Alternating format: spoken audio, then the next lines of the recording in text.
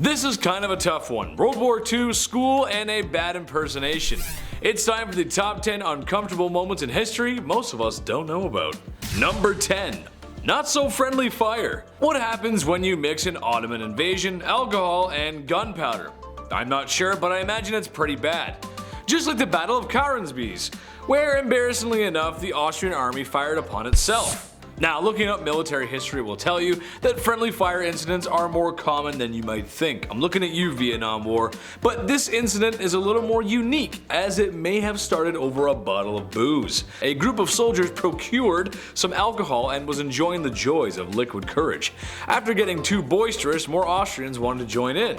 Not wanting to share their boozy finds and feelings, a fight broke out. The Austrian army was composed of multiple nations, so there were a few different languages being spoken, and by that, I mean a very confusing fight broke out. Eventually, someone fired a shot, someone shouted Turks, and a very embarrassing battle ensued.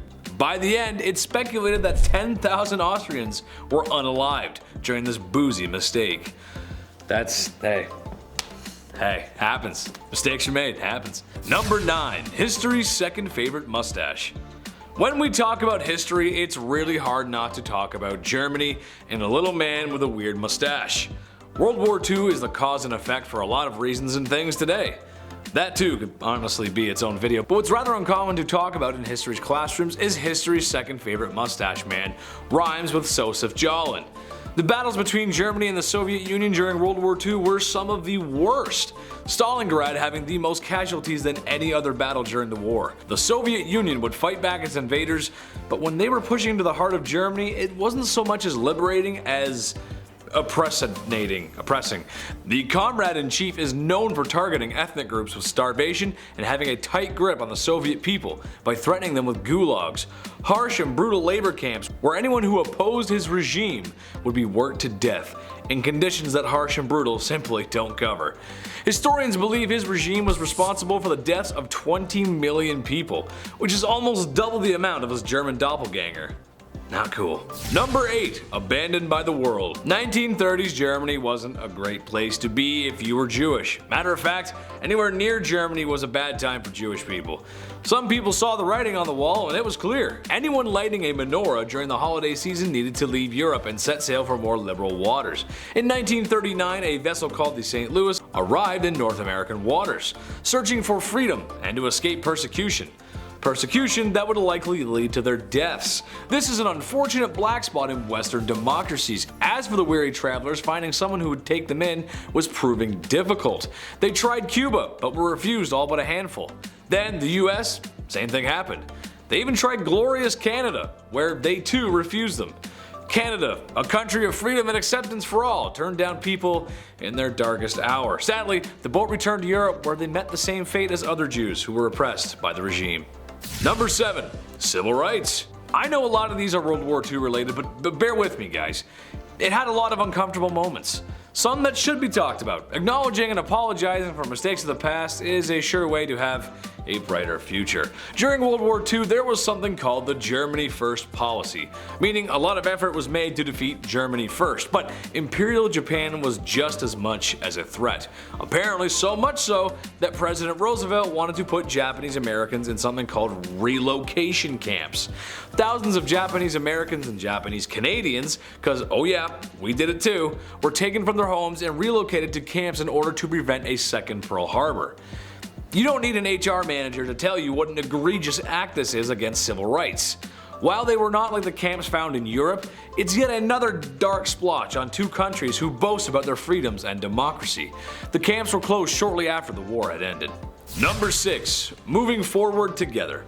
European settlers were not very nice to Indian tribes. That's probably no surprise to anyone, but what might be unknown to some is Canada's treatment of First Nations peoples. More specifically, residential schools, a system supported by the church and Canadian government to indoctrinate and assimilate First Nations children into European North American culture. Children were forcibly taken from their homes and were forced to learn against their own beliefs, language, and were victims of crimes and physical harm. Sadly for First Nations, this was somewhat effective and did a good job displacing families. The last residential school closed in 1997, which for many is still too recent and a painful reminder of Canada's past. Furthering the horrors of the residential schools was the discovery of unmarked graves in 2021, where hundreds of Indigenous children's remains were found, showing that Canada has a long way to go.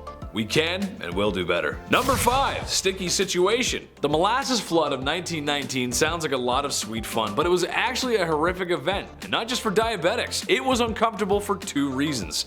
Reason number 1 being that 21 people lost their lives in what must have been the most confusing thing ever to see. A rush of sticky molasses flooded the streets of Boston and caused a crazy amount of damage. Reason number 2 being, well, how this occurred in the first place. I'll give the folks at home a second to take a guess on how they think it happened. Ready? If you said workplace neglect, congratulations, you win bragging rights. Basically, it was FUBAR from the start. The large tank that held the sweet stuff wasn't built properly, wasn't properly inspected by professionals. No one really understood, I guess, that fermentation produces gas, which made an already unsafe tank more unsafe. And, well, there you go. Boom! An unholy sticky flood. Probably one of the biggest lessons in work safety history. And let's be honest, who wants to swim in molasses? You never get out of it. Number 4. Broken arrow. The Cold War wasn't exactly cold, as nuclear weapons had the potential to make it hot. Too hot. So here's something to make everyone lose a little more sleep at night, because I know everyone at home is stress-free right now and gets a full 8 hours of sleep. Tonight when you lay your wee head to rest and count sheep, I want you to think about Broken Arrow. No, not actually a broken arrow, but the Broken Arrow incident, or incidents, which, if you didn't know, is the code phrase for a nuclear device gun MIA. For example, on July 28th, a US aircraft from Dover Air Force Base, Delaware, was carrying 3 nuclear bombs over the Atlantic Ocean. The plane experienced a loss of power, and the crew jettisoned 2 nuclear bombs into the ocean. And they have never been recovered.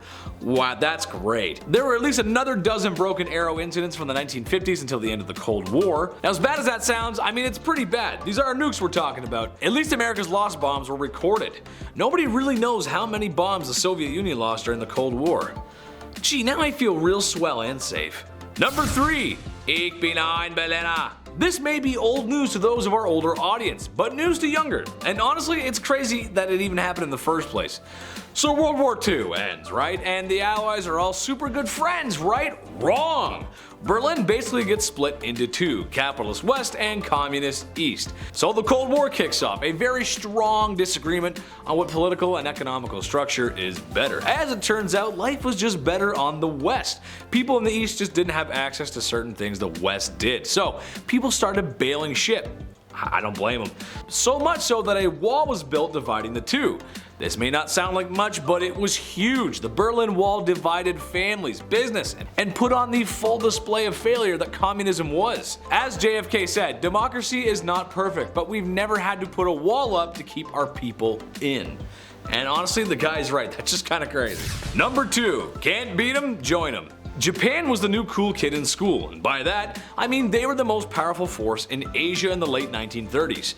Japan rapidly adopted westernized ideas, structures, and the old habit of invading foreign nations, and wreaking absolute havoc when there. Specifically, Nanking in 1937. Some historians consider this to be the beginning of World War II, but it's debatable.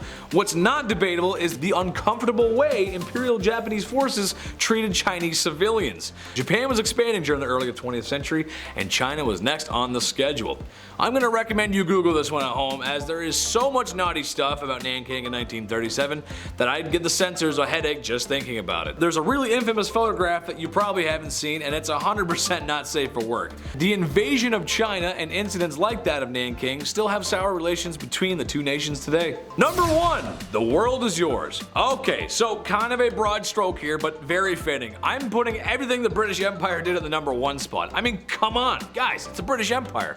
Sure, it's no secret what they did, but there's so much to unpack here. It's a lot. Redcoats have been making things uncomfortable since the late 1600s. The American colonies and how they treated Indians, the occupation of actual India, and the opium wars in China, just to name a few. At its height, the British Empire had conquered 25% of the Earth's land surface. And like I always say, when you get that big, you gotta break a few eggs along the way to make your omelet. That's gonna wrap it up for today, guys. Make sure to subscribe to Bumblebee. I've been your host, Big Ched. If you think I'm alright like my mom does, then check out my socials linked in the description down below. I love you. Stay sweet, my little honeybees. This is an unfortunate black spot in Western democracies. This is an